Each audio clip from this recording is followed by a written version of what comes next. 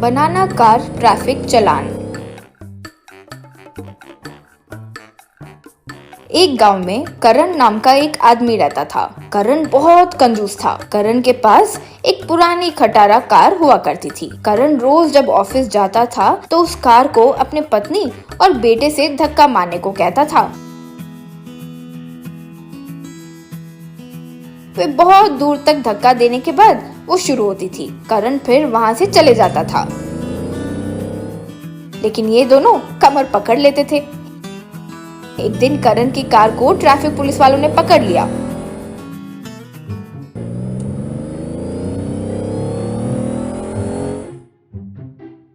Traffic SI Byomkesh उस car को देखकर, रे, मेरे पूरे सर्विस में इतनी पुरानी कार को पहली बार देख रहा हूँ रे। ऐसी कार को रोड पर नहीं चला सकते। खटारा सामान वाले को बेच दो। अरे ये नई कार ही है सर। ये जो आप देख रहे हो वो जंग नहीं है, इसका कलर ही जंग वाला कलर है, अलग है, इसीलिए खरीदा। हाँ, दिखाओ, पेपर दिखाओ। करण हिचकिचाते हुए पेपर्स दिया। ये कब की कार है भाई? अपने देश को आजादी नहीं मिली तब खरीदी हुई है लगता है। देखो, आरसी पेपर्स पर भी कीड़े लग गए हैं। सर ये मेरे परदादा की कार है सर, उनकी याद में इसे इस्तेमाल कर रहा हूँ। तुम्हारे इतने सेंटिमेंट्स है तो उनका छड़ी या वॉच इस्तेमाल करो। ऐसे पुरानी कार रोड पर तो नहीं चला सकते। एक और बार कार में दिखाई दिए तो केस बुक कर दूंगा। अभी के लिए 5000 का चालान भर कर जाओ, कहकर चालान लिखा। करण की दिल की धड़कनें रुक गई। कुछ दिनों बाद करण एक बनाना कार को घर लाया।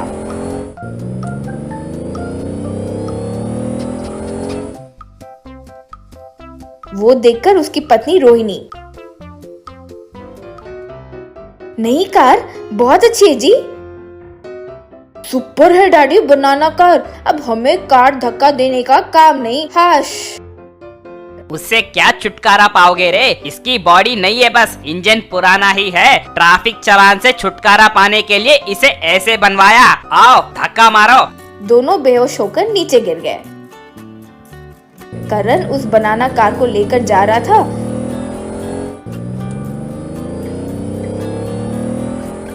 तो गांव में सब लोग आश्चर्य से देखे। ट्रैफिक पुलिस वाले उस बनाना कार को रोके।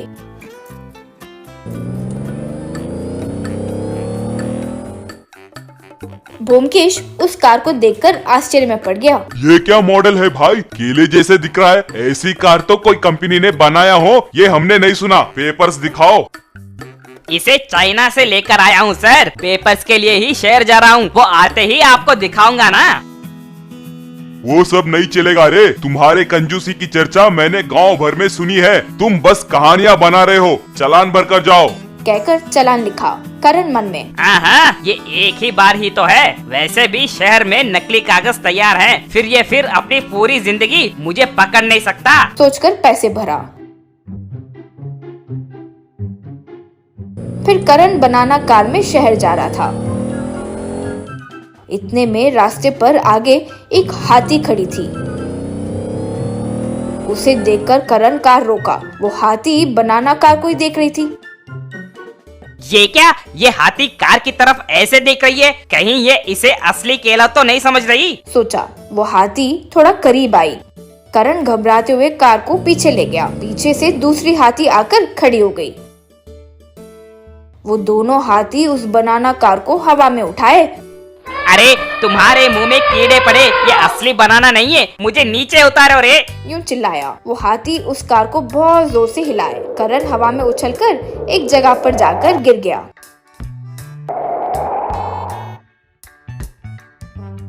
बाप रे, मेरे सारे हड्डी टूट गए रे। यूं चिल्लाया। फिर वो हाथी उस बनाना कार को ले गए। अस्पताल में चोट के साथ लेटा करण से रोहिणी, देखा, नई कार के लिए हिचकिचा रहे थे। अब आपके टूटे हुए हड्डी को निकालकर नए स्टील की हड्डी डालनी पड़ेगी। खर्च होंगे 20 लाख। करण वो सुनकर बेहोश हो गया। कुछ दिनों बाद करण नई कार खरीदा।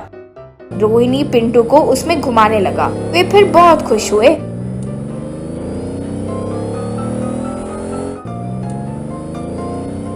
Game fishing. साई नगर नाम के गांव में एक बड़ा तालाब था। गांव वाले उस तालाब में मछली पकड़कर अपना गुजारा करते थे। एक दिन तालाब के पास रविंदर नाम का एक बिजनेसमैन आया। वहाँ पर खड़े मछुआरों से रविंद्रा, हाय फ्रेंड्स, मेरा नाम रविंद्रा है। मैं कई मछली वाले तालाब के मालिक हूँ, लेकिन मेरे कुछ अमीर दोस्त प्राकृतिक तौर पर पलने वाली मछलियाँ खाना चाहते हैं। इसलिए यदि आप लोग हर रोज पकड़ने वाली मछलियाँ मुझे बेचें तो मैं अच्छे खासे दाम दूंगा। देखिए साहब, हम कई सालों से आस पड़ोस के गांव में ही ये मछलियाँ बेचते आ रहे हैं। ये काम हम सिर्फ पैसों के लिए नहीं करते। वैसे भी आप कह रहे हैं कि आपके पास बहुत सारे मछलियों के तालाब हैं, तो आप भी मछलियों को प्राकृतिक तौर पर क्यों नहीं पालते? अच्छा, तो तुम बेचने से मना कर रहे हो, यही बात है ना? ठीक है, देख लेते हैं। क्यों भैया, यही ना? देखता हूँ के मेरे पति को धमकाते हो। देखो, तुम्हारे इन धमकियों से डरने वाले नहीं है हम। देखो, तुम इन मछुआरों को नहीं जानते। अगर ज्यादा नाटक किया तो तुम्हें धो डालेंगे, समझे? तब रविंद्रा गुस्से में वहाँ से चला गया।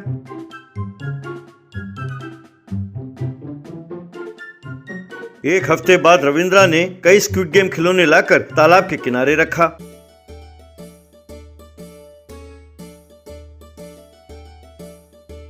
तब उस गांव का सरपंच राठौड़ से, क्यों भाई राठौड़, रविंद्र जी को तुम लोग यूं शक की नजर से क्यों देखते हो? उन्हें ये गांव का तालाब और यहाँ का वातावरण बहुत अच्छा लगा। इतना ही नहीं, अपने गांव को टूरिस्ट स्पॉट बनाने के लिए ये मदद भी कर रहे हैं। इसी सिलसिले में इन्होंने ये खिलौने यहाँ रखे हैं। ये सुनकर वहाँ खड़े लोगों ने ताली बजाई। तब राठौड़ से साक्षी, सुनो जी, इस आदमी और इन खिलौनों को देखती हूँ तो मेरा माथा तनकता है।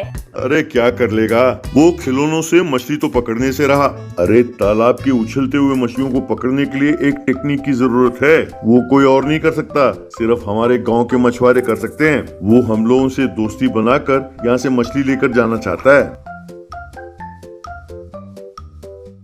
उस रात को रविंद्रा और उसके साथी चोरी छुपे तालाब के पास पहुंचे। वहां उन खिलौनों को उसने ऑन किया। उन मछलियों की आंखों से निकलने वाली किरणें मछलियों को जाकर लगी तो वो मछलियां खुद ब खुद जाकर तालाब के किनारे गिरने लगी। यूं गिरी हुई मछलियों को रविंद्र के आदमियों ने उठाया और ट्रक में डालकर लेकर चले गए। अगले दिन सवेरे जब राठौड़ और दूसरे मछुआरे तालाब के किनारे आए और मछली पकड़ने की कोशिश करने लगे, तब उन्होंने देखा कि एक भी मछली उछल नहीं रहा था। ये देखकर अपने साथी मछुआरों से राठौड़, अरे ये क्या, बड़ा अजीब है, आज एक भी मछली हाथ नहीं लगी और तालाब में कुछ मछलियाँ मरी हुई पाई गयी। भाई कुछ तो गड़बड़ है। अरे लगता है कि मछलियाँ आज रेस्ट ले रही हैं। चलो आज छोड़ देते हैं, कल फिर आएंगे। तो सब वहाँ से चले गए। उस रात को भी रविंद्रा अपने साथियों के साथ आया और स्क्विड गेम खिलौनों के साथ फिशिंग करके वहाँ से चला गया। अगले दिन सवेरे फिर राठौड़ और दूसरे मछुआरे आए तो उनके हाथ फिर से मछलियाँ नहीं लगी। ये देखकर साक्षी राठौड़ से, सुनो जी, जब से ये खिलौने यहाँ आए हैं मछलियाँ हमारे हाथ नहीं लग रही। मुझे तो इन्हीं पे शक है। अरे क्या दीदी, शुक्र है तुमने ये नहीं कहा कि ये खिलौने मछलियाँ खा गईं। यहाँ ये जरूरी नहीं है कि तुम सही हो या मैं। पहले ये पता लगाना होगा कि यहाँ हो क्या रहा है। ये जानने के लिए आज रात को हमें यहाँ आना होगा, तभी असली बात का पता चलेगा।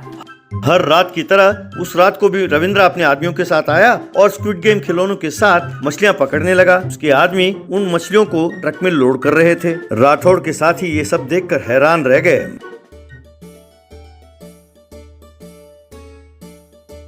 अरे चोर कमीने, हमने तुम्हें मना किया तो चोरी छिपे आकर तुम मछलियां पकड़ते हो, शर्म नहीं आती तुम्हें?